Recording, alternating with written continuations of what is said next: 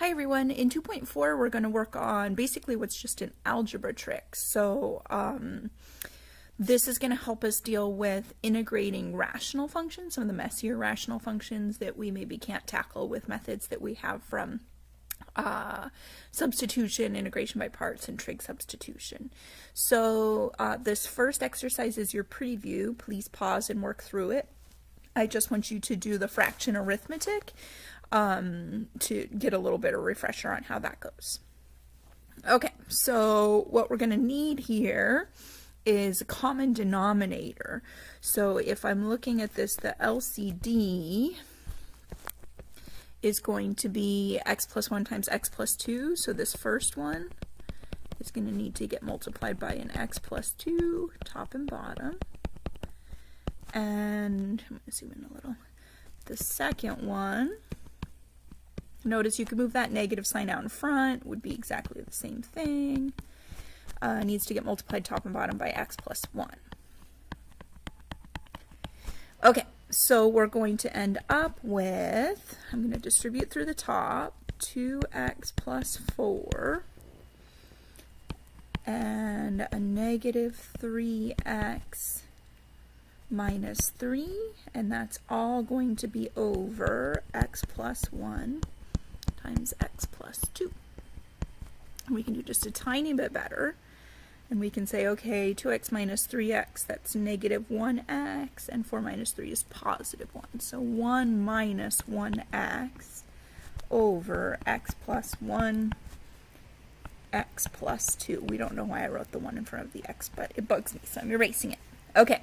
So fraction addition, you have to get a common denominator, and then you simplify and add the numerators. Okay, with just one more of these to remember what happens when you have that powers showing up. So we have an x, an x squared, and an x cubed. And what you want to remember is that we don't need an x to the 6th to get these to be common.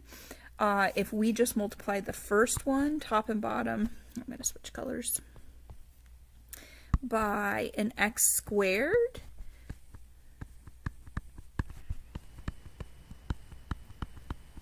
and the second one, top and bottom, by just an x,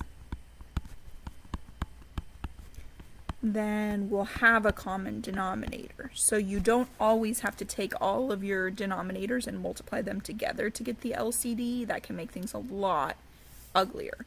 So it looks like we're going to get an x squared minus a 5x plus a 4 all over x cubed. Okay, so now here's what I want you to think about. This was just an algebra warm-up.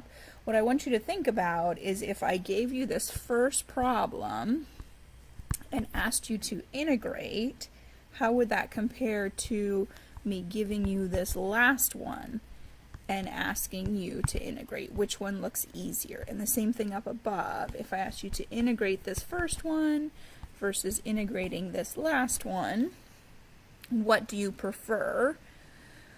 And I think if you pause and look at those for a second and think about it, in both cases, I think we should like the first one better. We are able to pretty much directly integrate the first one. Here we would get a 2 times the natural log of x plus 1 minus a 3 times the natural log of absolute value of x plus 2. I forgot the absolute value the first time. Plus c. And down here we would get the absolute value of x.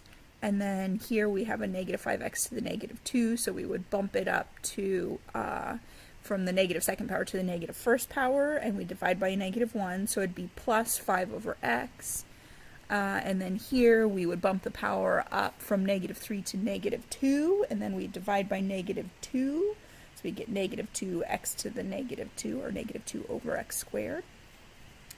Anyways, it's okay if you didn't fully follow me just talking through that, but I do hope that you can look at both of those and see that ideally we want these things in the first form. So we don't want our fractions all added together. We want them split out into the simplest pieces possible.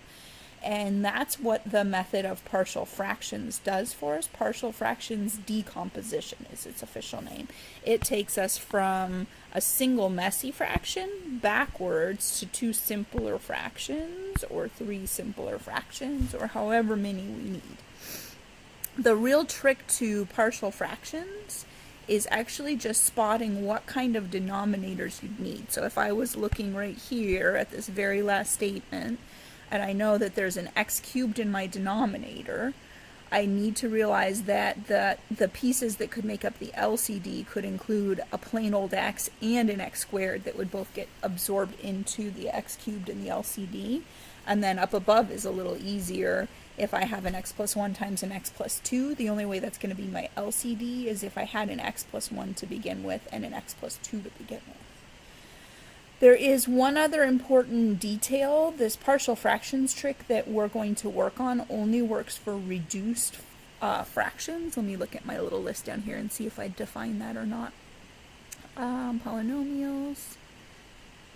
Okay, so yeah, so right here, we only apply partial fractions decomposition to p of x over q of x, where p and q are both polynomials, if the degree of p is smaller. That's what I mean by reduced. So if you think about in terms of regular fractions, if we have 3/4, that's a reduced fraction. If we have, do I even want to say, I don't even know if reduced is the word I want. It kind of works, but it's actually more than that. It's that I want a proper fraction. That's the one I'm going for. So this is a proper fraction as opposed to 5/4, which is an improper fraction, but can be turned into a mixed number where the fractional part is proper. And that's the exact same idea with rational functions and partial fractions. If we start with a proper fraction, now we're not just looking at numbers, we're looking at powers. So as long as the power on the top, the biggest power on the top is smaller than the biggest power on the bottom, we're good. If the biggest power on the top is bigger, we have to perform some division to get this whole number plus remainder. We're not going to mess with that here. It's not that hard. You should have seen some polynomial division somewhere before, but I think it's kind of going over the top with this partial fractions method if we get into every possible scenario. So we're just going to work on proper fractions and how do we split up their denominators and make simpler fractions. So this table might look kind of scary at first, but after we've done some, just come back and look over and make sure that all of these pieces make sense. Once you've done some examples, I think they'll be a lot easier. So if your denominator contains some sort of linear factor, it can even be a little messier than this. It could be like an mx plus b sort of factor in the bottom, then you better have one of your, okay, so we're starting with a big messy fraction. One of your simpler fractions that you added up to make that big fraction better have an x minus c in the denominator. And this is the deal why the reduced or the proper fraction part is so important. If we know that the final added together fraction is proper, meaning the degree of the top is smaller than the degree of the bottom, then all of the pieces that went into making that fraction also have to be proper. So if this is first degree on the bottom, which means linear, then the top needs to have 0 degree, which means constant. So that helps us decide what the top of our fraction needs to look like. So that one's generally the easiest for people. Repeated linear gets a little bit trickier, but this is the example we just did. If you have an x cubed in the denominator, a lot of people want to say that would come from having an a over x plus b over x plus c over x, but you are wrong.